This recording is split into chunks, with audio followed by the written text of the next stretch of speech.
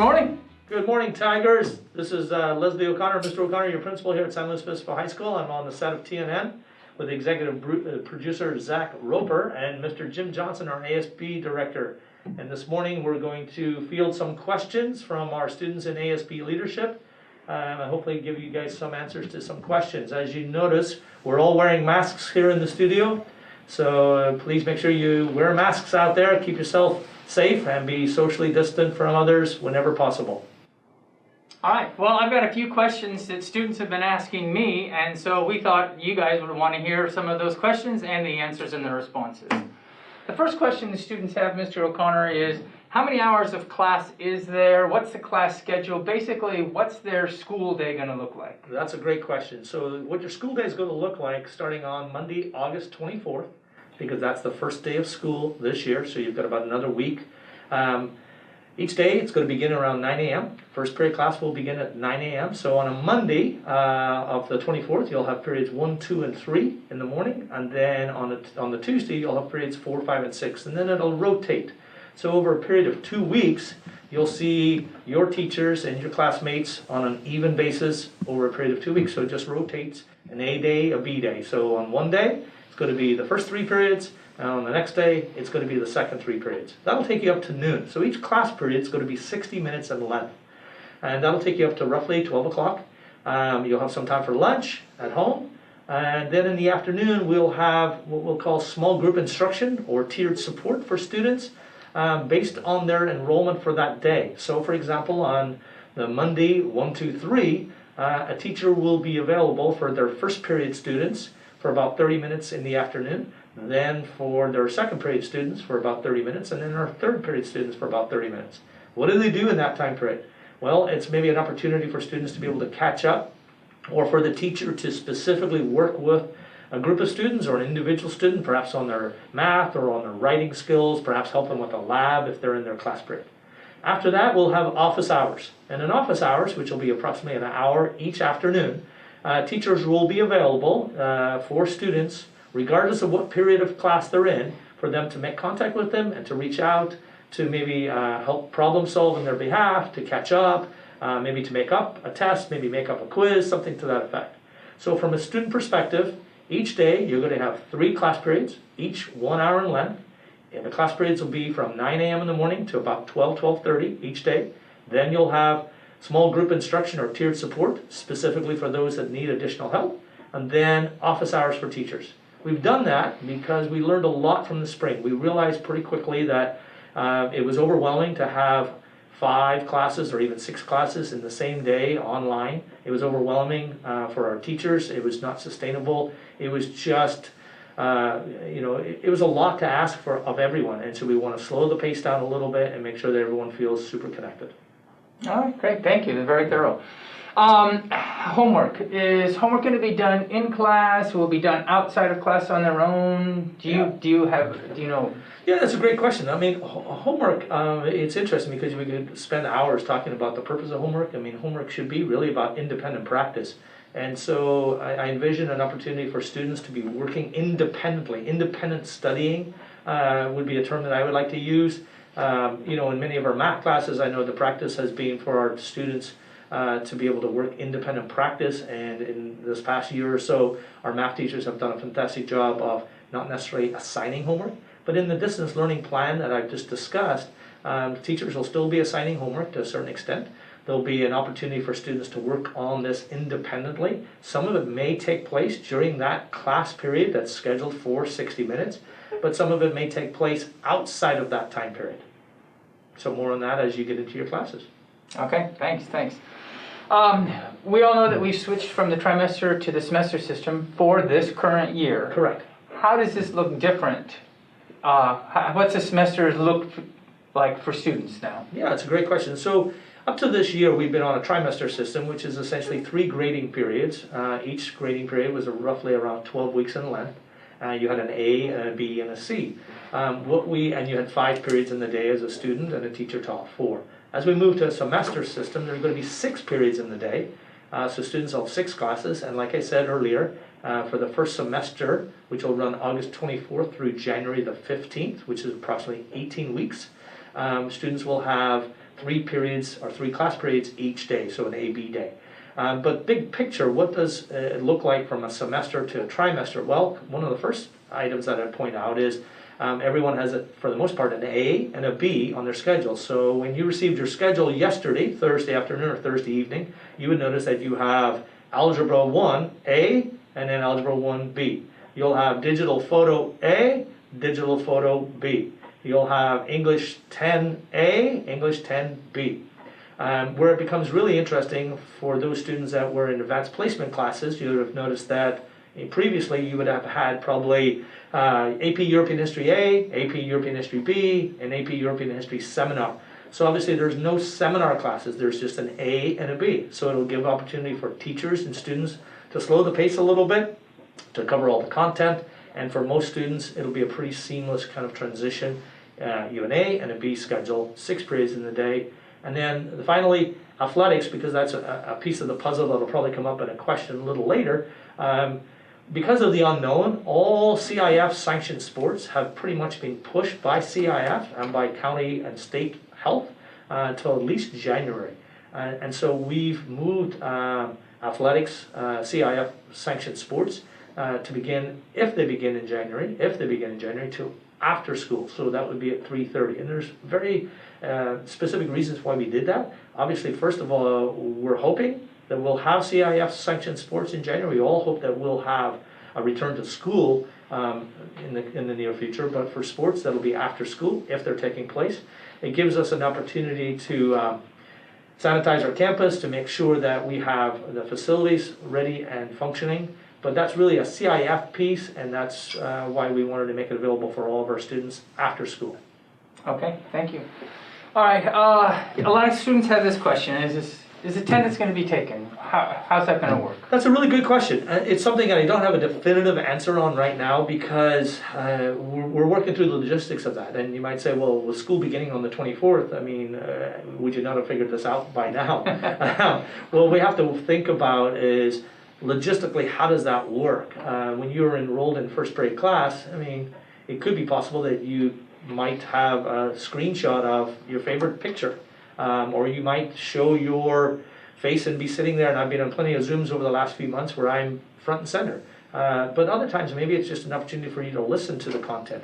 And so we're going to kind of work through with our teachers on what maybe the best practices around attendance, but we would obviously like and encourage everyone to make sure that they tune into all of their classes for all 60 minutes when we begin school on August the 24th.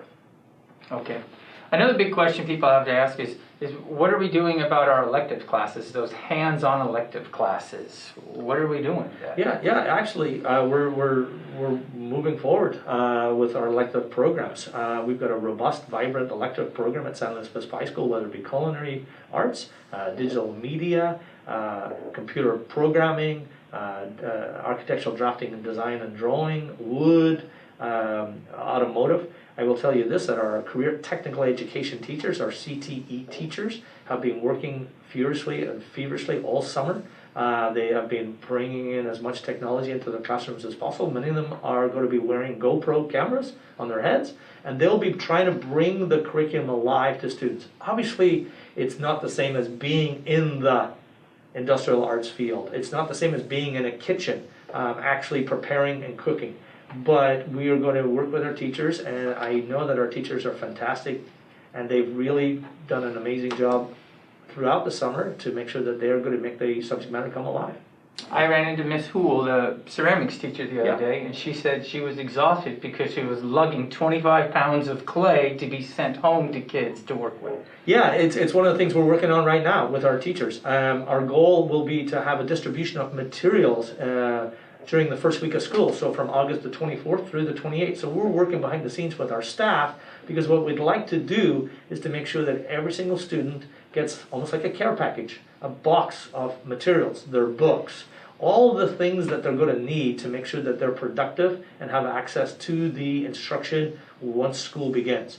And you might be asking, like, well, why are we passing out the materials during August 24th through the 28th? Well, we want to make sure that we spend that first week making sure that all of our students are up to speed with the technology platforms that we'll be utilizing, kind of understand the rules and the order of what we'll be doing, and it allows us as a staff to pull all the resources together so that we can distribute it during that August 27th, 28th time period.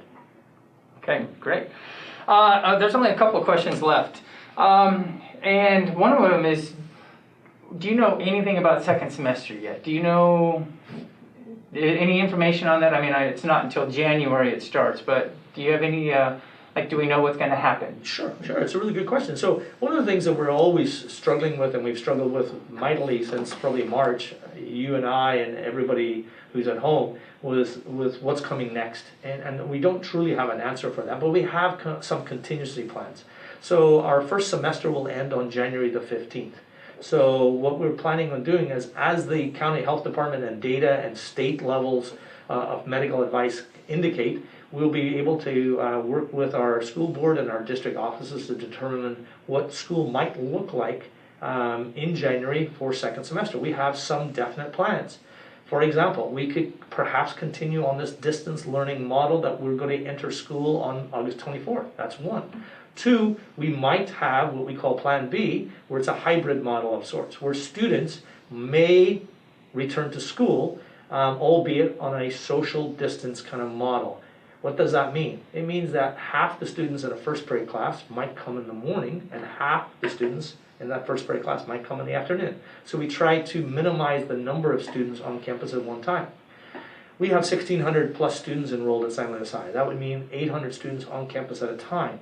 But that's part of a tentative model or plan that we could have. The other model we could have, if things were really much better scientific research, health conditions pertained and allowed, we might have students back on campus in its entirety. It is not beyond the realm of possibility that in mid-January we could have all 1,600 students. So we would call that our Plan A, return to school. Obviously, in all of those aspects, we would be governed by county health. We'd be making sure that we would communicate with our parents and with our students and with our staff, and we would plan to make sure that everyone was safe, and we would make sure that our campus was sanitized, and health and safety is our #1 priority, to keep everyone safe. Okay. Another question the students had is early graduation going to be available? And if you were to graduate, maybe at the semester, can you still come back for activities like prom and graduation and things like that? Yeah, that's a great question. So just last week we reached out to our senior class, our counseling staff reached out to the senior class and made them aware of the fact that if the early graduation was something that they were interested in, to please contact their counselor. I will tell you, we have had about 60 students contact their counselors who are in the 12th grade class about the possibility of early graduation. What does that look like? What does that mean?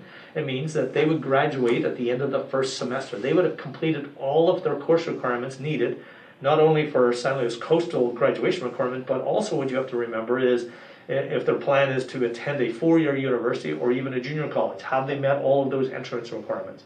And so our counselors are working right now to make sure that those seniors who have the potential or could be on track for early graduation take advantage of that. The second part of the question would be, could they still participate in activities if they graduate early? Absolutely. Our hope is to be back on campus in some fashion in the spring. Our hope would always be to make sure that those seniors who graduate early have access to prom, senior picnic, other activities, senior showcase, and of course go through a graduation ceremony just like everybody else. Now, the good question here is, if you graduate early, then you would not be able to participate in sports, would you? That's a great point. If you're an early graduate, you would not be enrolled as a San Luis High School student. So for any student athlete who was a senior who was anticipating or thinking about graduating early, with CIF sports now moving all to the January / through spring time period, for example, football, cross country, they're not going to begin, if they begin at all, they're not really going to begin until January.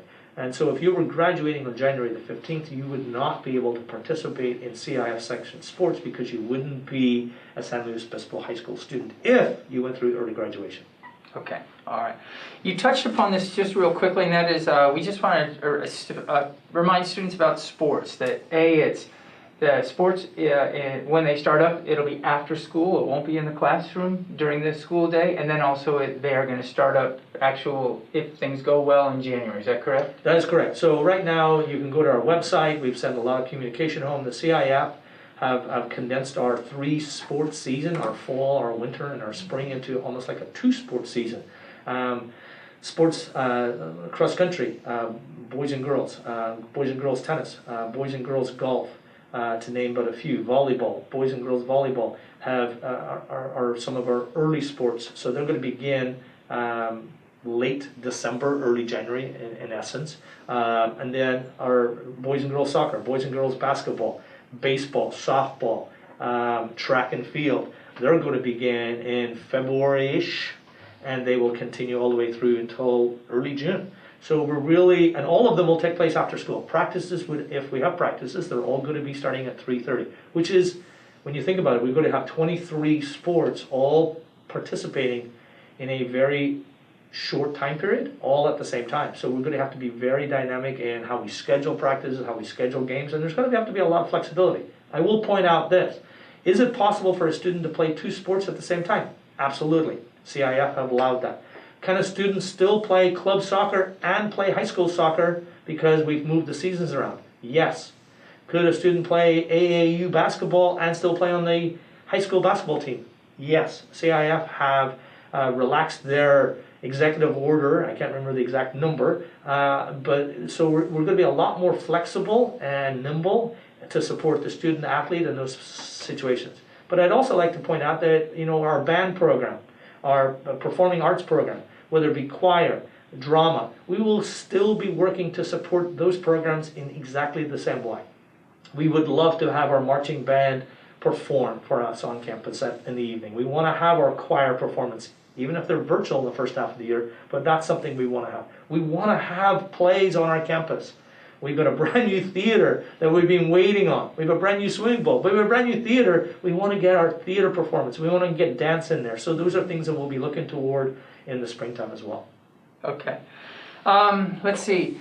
Do you have any information, or do you know about SATs, ACTs, and AP exams? A lot of kids are thinking about that, right? Yeah, absolutely. So I'll take the SAT and the ACT. So right now we've been in contact with College Board and with the possibility of hosting SAT for students at San Luis Obispo High School specifically. There's 2 ways to host SAT and ACT. One is to be a test site. Usually that means that you're opening your campus on a Saturday to students that could be from all over the state, usually all over the county. However, that's not something that we're following or investigating or putting much, we don't really want to sponsor at this time given the nature of where we're at. But we are exploring the idea and the option of having an SAT day or an ACT day, if possible, on campus where it would be during a school day. Mrs. Mamo, one of our assistant principals who oversees testing, has reached out to College Board. We're getting feedback from College Board that one of those dates might be in October. We've already got 90 students indicating that they would like to take advantage of that. However, all of that would be dependent on county health giving us the go-ahead to be able to do that.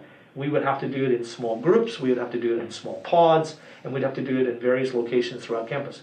But that'll be determined by county health. We have to get their approval. AP exams. AP exams for, if we go on the basis of last year, there'll still be advanced placement exams. Last year, if you're an AP student, you got to see firsthand what that looked like.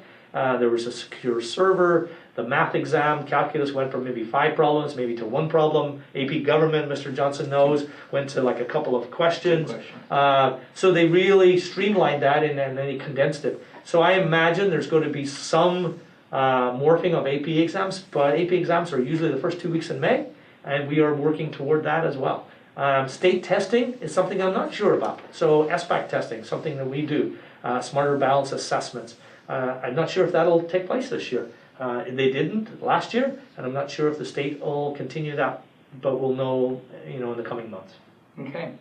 Well, those are the questions that students have asked me. Do you have anything you want to add? I want to add, for all you students and parents out there, if you have questions, thoughts or ways that we can answer anything that may come to you, please drop us a line, send us an email to lo'connor@slcusd.org.